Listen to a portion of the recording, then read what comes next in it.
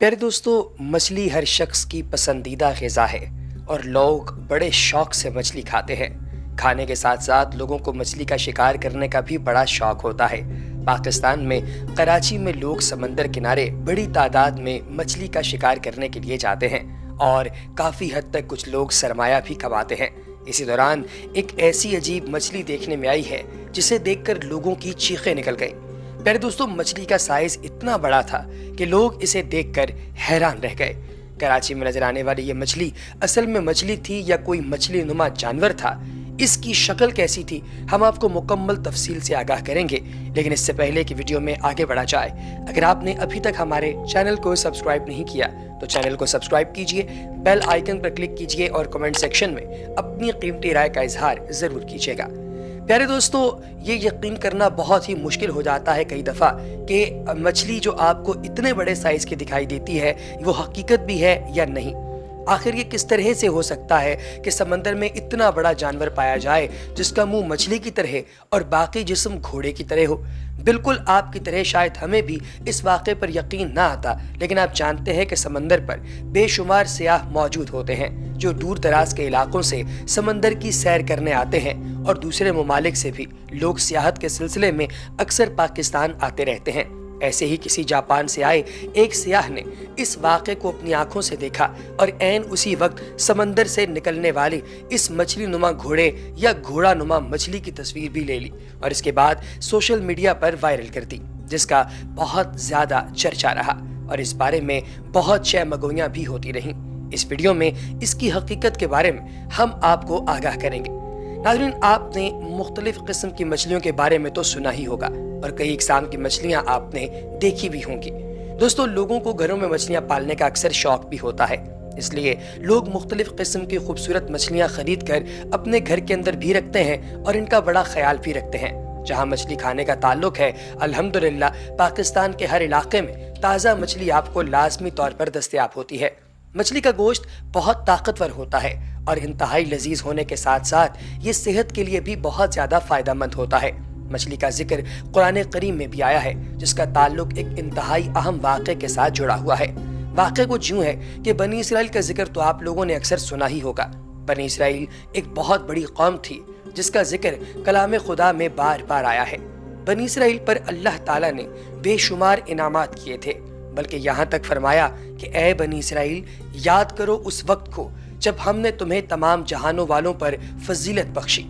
इतने बड़े इनाम के बावजूद भी वो कौम बड़ी नाफरमान थी और सरकशी से बाज नहीं आती थी। प्यारे दोस्तों, आखिरकार अल्लाह ताला ने इन पर तरह तरह के अजाब नाजिल फरमाने शुरू कर दिए।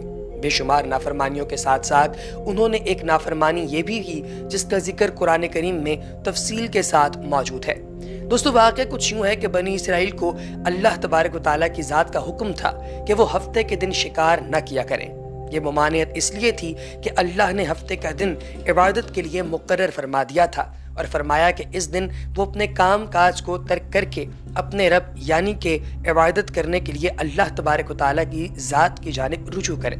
नाज़रीन, जिस तरह हमारे लिए यानी मुसलमानों के लिए जुमे का दिन इबादत के लिए ख़ास है, इसी तरह बनी इसराइल के लिए हफ्ते का दिन मखसूस था, लेकिन अल्लाह ने उनको ख़ास तौर पर शिकार से मना फरमाया था। उन्होंने फरमाने खुदा से सरकशी का नया तरीका निकाला। वो ये कि जब हफ्ते का दिन आता तो वो दरिया के किनारे पर चले जाते और किनारे के साथ छोटे छोटे घड़े बना लेते, उनमें पानी छोड़ देते और फिर मछलियों को घेर घेर कर इन घड़ों में ले आते और छोड़ कर चले जाते। अगले दिन आकर वही मछलियां पकड़ लेते और ये कहते कि हमने तो हफ्ते के दिन शिकार नहीं किया, हालांकि हकीकत में वो खुदा के हुक्म की पासदारी ही नहीं करना चाहते थे। नाजरीन, उनकी इसी नाफरमानी की वजह से अल्लाह तबारक व तआला की ज़ात ने उनको बहुत बड़े अजाब में मुब्तला कर दिया।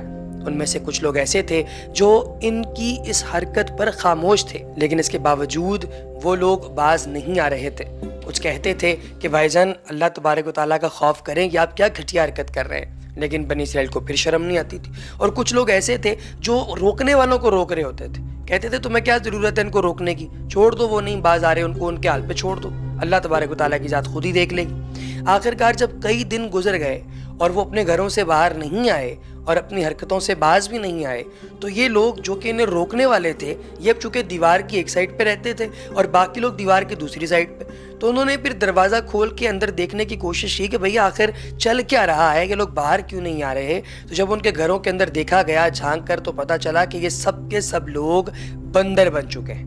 جی ہاں دوستو، ان سب لوگوں کی شکلیں اللہ تبارک و تعالیٰ کی ذات نے بگاڑ دیں اور ان سب لوگوں کو جو ہے وہ بندر بنا دیا۔